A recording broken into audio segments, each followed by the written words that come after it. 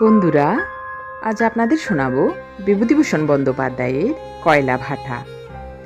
সকালবেলা চা খাওয়া শেষ করেই দেবেন মাইতি কন্ট্রাক্টর আমাকে বললে, চলুন এবার মাঠাবুরু ওঠা যাক। আমাদের ডাকবাংলোর পিছনেই সুদীর্ঘ শৈলমালার মাঠাবুরু শিকড়, উঠের পিঠের কুজের মতো ডলোমাইটের অনাবৃত গম্বুজ। শেষ 200-300 ফুট গাছপালা বড় একটা দেখা যায় না। একটা বিরাট শিবলিঙ্গ যেন নীল আকাশে মাথা তুলে আছে। বললাম, কত উঁচু? 1000 ফুট। বড্ড খাড়াই দেখছি। একটু কষ্ট হবে, কিন্তু ওপর থেকে চমৎকার সিনারি। আপনি যা ভালোবাসেন স্যার। ওই যে কি একটা গাছ মাথার উপরে, এখান থেকে দেখা যাচ্ছে। ওটা একটা পাকুড় গাছ, মস্ত বড় গাছ ওটা। উপরে উঠলে টের পাবেন। আশ্চর্য হয়ে গেলাম। একটা বড় পাকুড় গাছ এখান থেকে দেখাচ্ছে যেন আশেউড়া গাছের মতো। কত উঁচু মাঠাবুরু শিকড়টা। দেবেন মাইতি বললে, আপনি রেডি হইয়া আছেন তো? চলুন ওঠা যাক। আমার বাংলো থেকে হাতকুড়ি দূরে গিয়েই জঙ্গল। জঙ্গলে হরিতকি, আমলকি, কেত, শাল ও পলাশ গাছই বেশি। এখানে ওখানে বড় বড় পাথর ছড়ানো, নানা আকারের পাথর। কোনোটার উপর দিব্যি চৌরস সমতল, এত বড় যে 5-6 জন বিছানা করে শুয়ে থাকলে পরস্পরের খুব ঘেঁষাঘেঁষি হয় না। আবার কোনোটা সত্যিই ছোট। একটি ক্ষীণখায়া ঝর্ণা পাহাড়ের দিক থেকে নেমে বয়ে চলেছে অসংখ্য ছোট বড় পাথরের উপর দিয়ে। বেশ স্বচ্ছ ঠান্ডা জলটা। দেবেন মাইতি বললে, এর নাম ছাতনাজোর। কোথায় গিয়ে মিশেছে? ওই আগে গিয়ে নাকটিটার ফরেস্টের নিচে ভাটাইজোরের সঙ্গে মিশেছে। আর ভাটাইজোর কুসুমডির নিচে শঙ্খ নদীর সঙ্গে মিশল। ক্রমে সমতল ভূমি ছেড়ে মাটাবুরু পাহাড়ের ওপর উঠতে আরম্ভ করলাম। রাস্তা খুব সরু, উঁচু নিচু পাথরের উপর দিয়ে এঁকে বেঁকে উপরের দিকে চলেছে। দুধারে শাল, কাঞ্চন, পলাশ, আমলকি গাছের ঘন ছায়া। মোটা মোটা চিহর লতা। লতা পলাশ দুলছে এ ডাল থেকে ও ডাল থেকে। প্রথম বসন্তে করন্দা ফুলের সুগন্ধ সকালের বাতাসে। কোথাও একটা মস্ত বড় লতায় থোকা থোকা নতুন ফোটা অগ্নিবর্ণ পলাশ ফুল পথের উপর ঝুঁকে পড়েছে। কোথাও দীর্ঘ চঞ্চু ধনেশ পাখি লতা পাতার আড়াল থেকে কর্কশ স্বরে ডেকে উঠল। আমি অবশ্যই জানতাম না। স্বরটা শুনে চমকে উঠে বলি, ওটা কি ডাকে? দেবেন মাইতি হেসে বললে, ধনেশ পাখি স্যার। যার তেল হয়? হ্যাঁ স্যার, দেখবেন, এদিকটা তাকিয়ে দেখুন। একটু আগিয়ে গিয়ে আঙুল দিয়ে দেখিয়ে ব্যস্তভাবে বললে, ওই বড় বড় ঠোঁট, এক এক স্থান কি সুন্দর ছায়া শীতল। করন্দা ফুলের সুবাস ভুরভুর করছে বাতাসে। বড় বড় চৌরস শিলাসন চারিদিকে বিছানো। মনে হয় এমন শান্ত নিবৃত মৌন বনানীতলে সেকালে মুনি ঋষিদের কুটির ছিল। বনবিহঙ্গের কলধ্বনি মুখরিত এমনি প্রবাতে তাদের দার্শনিক দৃষ্টি জীবন মৃত্যুর রহস্য ভেদ করতে ব্যস্ত থাকত এই নিবৃত বনাঞ্চলে। আর সেইখানে দেবেন মাইতি কন্ট্রাক্টর আর আমি এসেছি কাঠখয়লার ভাটা কিনতে। পা বড় ব্যথা করছিল। একটা লতা পলাশের ফুলের থোকা দোলানো আমলকি গাছের তলায় পাথরের উপর বসে সিগারেট ধরাই। অতি সুন্দর স্থান। এত নিবিড় ডালপালা ঝুঁকে আছে সানুদেশে যে এখান থেকে সমতল ভূমি বা ডাকবাংলো দেখাই যায় না। দেবেন মাইতি বললে, উঠুন, এখনও অনেকটা। কতটা উঠলাম? 100-4 ফুট হবে। এখনও অনেক বাকি। এমন সময় অনেকগুলি তরুণী কণ্ঠের উচ্ছল হাসি কলরবে বনভূমি মুখর হয়ে উঠল। আমাদের সামনে দিয়েই 6-7টি মানভূমি বাউরিকি ভূমিজ মেয়ে লম্বা ধরনের লতায় বোনা ঝুড়ি মাথায় হরিণীর মতো লাফিয়ে সরু পথটা বেয়ে ওপরে উঠে চলল। বললাম, এরাই বোধহয় কুলি। দেবেন মাইতি বললে, হ্যাঁ। মজুরি কত? এখনকার রেট আমি জানি নে। এই ঘটনার এবং পথের ধারে বিশ্রামের পর ঝাড়া 40টি মিনিট কেটে গিয়েছে। আমরা তখনও মাঠাবুরু আরোহণ করছি তো করছিই। যা ভেবেছিলাম খুব কাছে, তা হয়ে পড়েছে বহুদূর। বন আগের চেয়ে একটু পাতলা হয়েছে বটে, কিন্তু এখনও উপরে উঠতে কত দেরি আছে বুঝতে পারছি নে। পা ভেঙে পড়ছে। দেবেন মাইতি আশ্বাসের সুরে বলছে, এই এলাম স্যার, ওই 1 নম্বর কিলিন দেখা যাচ্ছে আর একটু। কিন্তু ওর আশ্বাসের উপরে বিশ্বাস হারিয়েছি। মোটে 1000 ফুট বললে, কিন্তু এখন মনে হচ্ছে আরও বেশি, অনেক বেশি। সত্যি কষ্ট হচ্ছে। সোজা খাড়ায় না হলে এত কষ্ট হতো না। আমি বললাম, 1 নম্বর কিলিন? অনেকক্ষণ থেকেই তো বলছেন। আপনি দেখুন আরেকটু গিয়ে, ওই যে পিয়াশাল গাছটা দেখছেন, ওই হলো ওপরের লেভেল। বসবেন একটু এই পাথরটাতে। এমন সময় আবার সেই রকম সম্মিলিত নারীকণ্ঠের গান ও কলরব ওপর থেকে নিচে নেমে আসছে শোনা গেল। আগের সেই দলটি এবার কাঠকয়লার ঝুড়ি মাথায় মাঠাবুরু থেকে নিচে নামছে। এতক্ষণ লেগেছে ওদের ওপরে পৌঁছতে এবং কয়লা আনতে। কিন্তু দেবেন মাইতি আমার ভুল ভেঙে দিলে, বললে, এরা সে দল নয়। এরা আমাদের অনেক আগে পাহাড়ে উঠেছিল, এদের উঠতে দেখিনি আমরা। আমি বললাম, আগের দল এখনও পৌঁছয়নি? তা এতক্ষণ প্রায় পৌঁছে গেল বোধ হয়। তার মানে এখনও পৌঁছয়নি। চারিদিকে চাইলাম। বড় বড় ক্যাতগাছ আর মৌল গাছ লতা পলাশের বেষ্টনীর মধ্যে ধরা দিয়ে নিশ্চেষ্ট পৌরুষের মোহস্বপ্নে বিভোর। বনজুঁইয়ের ঝাড় উকি মারছে মস্ত বড় গ্যাব্র পাথরের গুহা সদৃশ ফাটলের অন্ধকার পর্দার পেছন থেকে। ঝকমক করছে অব্রকণিকা পায়ের তলায় পথের বুকে।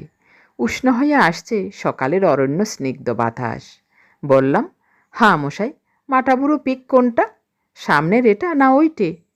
এই প্রশ্ন জিজ্ঞাসার তাৎপর্য এই যে, হঠাৎ বনানীর ফাঁক দিয়ে আকাশপানে চোখ পড়াতে আরবি ড্রোমেডরি উটের পিঠের দুটো কুজের মতো দুটো চুরু দেখতে পেয়ে সশঙ্ক হয়ে উঠেছি। দূরের ওইটা যদি মাঠাবুরু হয়, তবে যতদূর দেখছি ও আরও 1000 ফুট। এর আর মার নেই। তবে যদি এইটে হয়, তাহলে আর 100-5 ফুট। এতক্ষণ একটা চুরু দেখেছিলাম, তা এমনভাবে দুটো হয়ে গেল কি করে? এমন হয় তাকে পাহাড়ের দেশে, পাহাড়ের রাজ্যে। কোথা থেকে কোনভাবে অদৃশ্য কোন শিকড় মাথা তুলে ঠেলে উঠল শিলা যবনিকা ভেদ করে, শিলীভূতা মায়াবিনী অপ্সরীর মতো। দেবেন মাইতে হেসে বললে, দূরের ওটা গুর্গাবুরু স্যার, বাঁ দিকে অনেক দূরে, মাইল 5 হবে।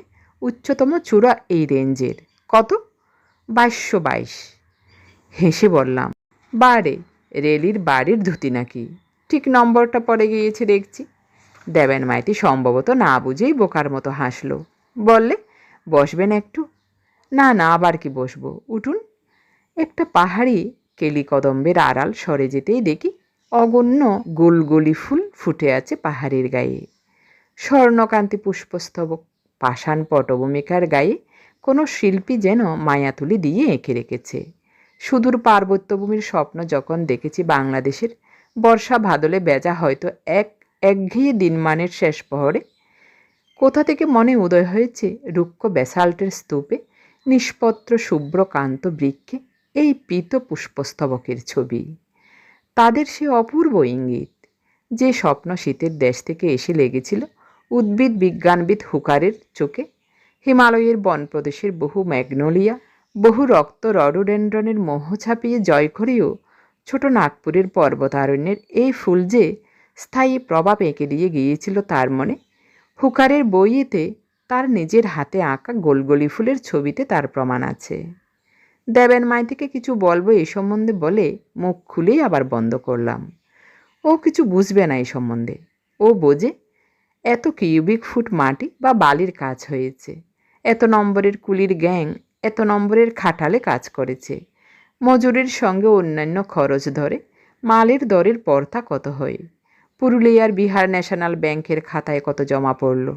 গোলগলি ফুলের পিঠ পাপড়িতে পাপড়িতে যে স্বপ্ন আপনাতে আপনি মুক্ত, এমনিতর মুক্ত আকাশের তলায় পর্বত রাজ্যে তার যে অলেখা বাণী প্রাণের কানে অক্ষান্ত চঞ্চলতা এনে দেয়, বেচারি দেবেন মাইতির কানে সেসবের খবর পৌঁছয়নি। এইবার দেখি একদল কুলি মেয়ে নেমে আসছে, ওদের মাথায় কাঠকয়লার ঝুড়ি। দেবেন মাইতি বলে, এই কত নম্বর কিলিনের মাল? একটি ঢ্যাঙা পাথরে কোদা দেবী মূর্তির মতো সুটাম তরুণী হাসি মাখানো সুরে টেনে টেনে বললে, 6 নম্বর কিলেন গো। দেবেন মাইতি আবার বললে, কে আছে রে? ওজাজি আছে গো, ওজাজি। কুলি রমণীর দল একপাল প্রমোদমত্তা নীলা কুরঙ্গির মতো হাসি কলরব করতে করতে নেমে গেল। আমি ওদের দিকে চেয়ে রইলাম। ওরা কবার ওঠানামা করতে পারে এই দুরারোহ পাহাড়ের মাথায় কয়লার ভাটাতে? কত ওদের রোজগার হয় সারাদিনের এই হাড়ভাঙা খাটুনির পরে? পাহাড়ের ওপরে বেশ সমতল ময়দান, জঙ্গল বেশি নেই। এখানে ওখানে দেবকাঞ্চন, মহুয়া ও সুদাম গাছ। গাছগুলির বার বন্ধ হয়ে গিয়েছে শক্ত পাথুরে মাটিতে। স্বল্পচ্ছায় বিট পিতলে ছোট বড় কয়লার ভাটা। সুটাম তরুণী কুলিমেয়েরা ভাটা ভেঙে সরু কয়লা, মোটা কয়লা বাছাই করছে। বিষম রোদের তেজ, ঘাম জড়ে পড়ছে ওদের সর্বাঙ্গ বেয়ে। একটি মেয়ে ওদের মধ্যে সবচেয়ে সুটাম, সুন্দর। তার গলার কুচির মালা, নিঠোল হাত দুটিতে কাঁসার বাউটি, মাথায় ঠাস বিনুনি চুল, মুখে হাসি লেগেই আছে। কাছে গিয়ে বললাম, কি নাম রে? মেয়েটি খিলখিল করে হেসে উঠল, কিন্তু আমার কথার কোনো জবাব দিল না। পাশের মেয়েটি বললে, ও তোদের হিন্দিবাদ বুঝতে পারবে? ওয়াকার বাপের ঘর রাঁচি। ভালো রে ভালো। হিন্দি কখন বললাম? যে মেয়েটি বাংলা ভাষায় জবাব দিলে তারও তো বোঝা উচিত ছিল। দেবেন মাইতি হেসে বললে, শুনুন গল্প। এক সাহেবের বিশ্বাস তিনি ভালো উড়িয়া শিখেছেন। উড়িষ্যার এক পল্লী গ্রামস্থ পাঠশালা পরিদর্শনে গিয়ে তিনি ঘণ্টাখানেক ধরে উড়িয়া ভাষায় ছাত্রের কর্তব্য সম্বন্ধে অনেক ভালো ভালো কথা বলবার পরে পাঠশালার উড়িয়া গুরু মহাশয় হাত জোর করে বললে, হুজুর, একটা কথা আছে। আমার পাঠশালার এই ছাত্ররা নিতান্তই পাড়া গেয়ে। এরা হুজুরের হিন্দি কথা বুঝতে পারছে না। সাহেব তো অবাক। ছাত্রদের কথা চুলোই যাকগে, গুরুমশাইয়ের তো বোঝা উচিত ছিল তিনি কী ভাষায় এতক্ষণ কথা বলে গেলেন অনর্গল। দেবেন মাইতি একজন লোককে বললে, হো বাসায় ওকে জিজ্ঞেস করো ওর নাম কি। প্রশ্ন করা গেল, এবার উত্তর দিলে মেয়েটি, তার নাম বুদনি কুই। কত করে রোজ দেয় এখানে? ঝুড়ি পিছু 6 পয়সা বাবুজি। খখায় ওঠানামা করতে পারো সারাদিনে? 6 বারের বেশি নয়। 6 বার ওঠানামা? না 3 বার ওটা 3 বার নামা? 6 বার ওটা 6 বার নামা। কি কাণ্ড! এই দুরারোহ মাটাবুরু শিকরে 6 বার ওটা যে কি কঠিন পরিশ্রমের কাজ তা কেউ বুঝতে পারবে না যে নিজে অন্তত একবারও না উঠেছে। পা কি আর থাকে তার পরদিন? এর চেয়ে কেদার বদরে যাওয়া বোধ করি সহজ। আর এই সব সুটাম তরুণীর দল আত্মন 30-এর কাঠকয়লার ঝুড়ি মাথায় হাসি মুখে দিব্যি উঠছে নামছে। যে কঠিন লোহার পাথর দিয়ে মাটাবুরু গড়া, সে ধাতুর শক্ত উপাদানে তৈরি হয়েছে ওই সব হৌ ও বাউরি মেয়েদের হার। নমস্কার করি শক্তিময়ীদের উদ্দেশ্যে। দেবেন মাইতি বললে, মজুরি সস্তা বলেই তো এখানে কাঠকয়লা পুড়িয়ে 2 পয়সা থাকে।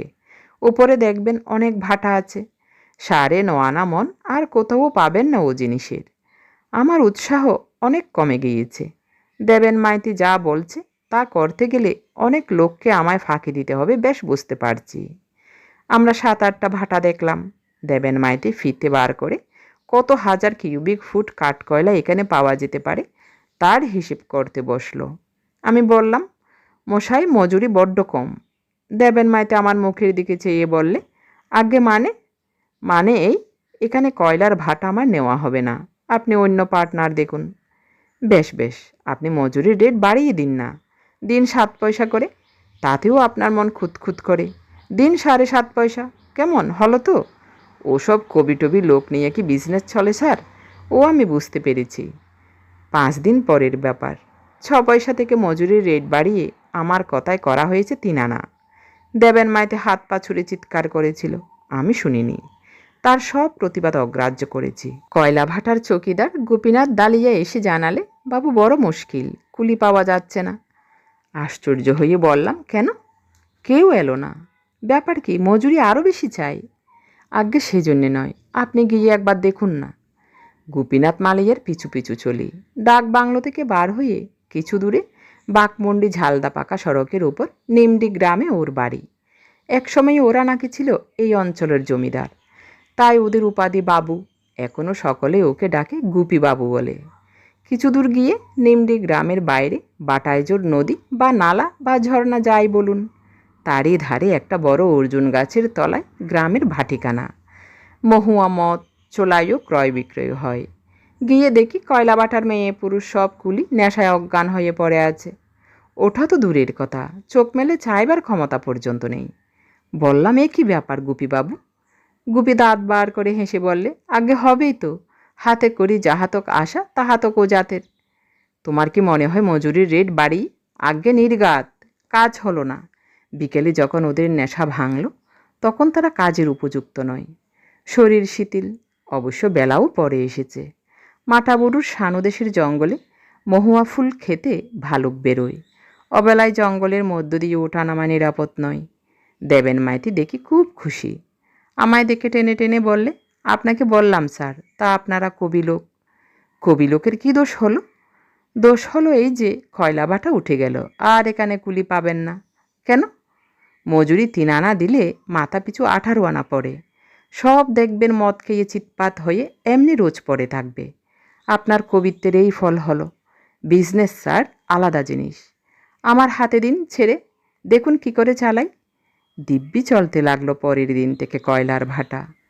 6 পয়সা রেটেই মজুরি নামিয়েছে দেবেন মাইতি। কোনো কুলিই অনুপস্থিত নেই। আমি আর কোনো কথা বলি না। দেবেন মাইতি যা করে তাই, পয়সা আসছে। মাঠাবুরুর সানুদেশের অরণ্যপথে বড় বটগাছের তলায় বসে আছি। ঘন ছায়া ভরা গ্রীষ্ম অপরাহ্ন। পাহাড় তেতে উঠেছে। কয়লা ভাটা একেবারে পাহাড়ের উপরে গাছপালাহীন রুক্ষ অনুদক দেশে। এই গরম তিষ্ঠুবার জো নেই সেখানে। তাই এখানে এসে আশ্রয় নিয়েছি। হঠাৎ দেখি কুলির দল নেমে আসছে। সেই কুলির দল। একজন বাউরি কুলি আমার সামনে এসে দাঁড়ালো। বলল, তোর কাছে জানাচ্ছি, 6 পয়সা রেট আমাদের পোষাচ্ছে না রে। কেন? 3 আনা করেছিলি, আবার কাটলি কেন? মদ খেয়ে মাতলামি করে কাজ কামাই করছিলি কেন? পেছনে মেয়ে কুলির দল দাঁড়িয়ে। তাদের মধ্যে সেদিনকার বুদুনি কুইও ছিল। ওরা সবাই হাসছে দেখে কুলিটাকে বললাম, কি ব্যাপার রে, সব হাসছে কেন? ওরা কিছু না বলে নেমে গেল। রাত্রে ডাক বাংলোর চৌকিদার আমাকে গোপনে বললে, বাবু, সব কন্ট্রাক্টর বাবুর কাজ। 5 টাকা খরচ করে নিজের টেকটেকে বিলকুল সব মদ খাইয়েছিল সেদিন। কেন? নইলে আপনি মজুরি রেট কমাবেন না। আপনার শুধু সেই মাঠাবুরুর ভাটা এর সঙ্গে ভাগে।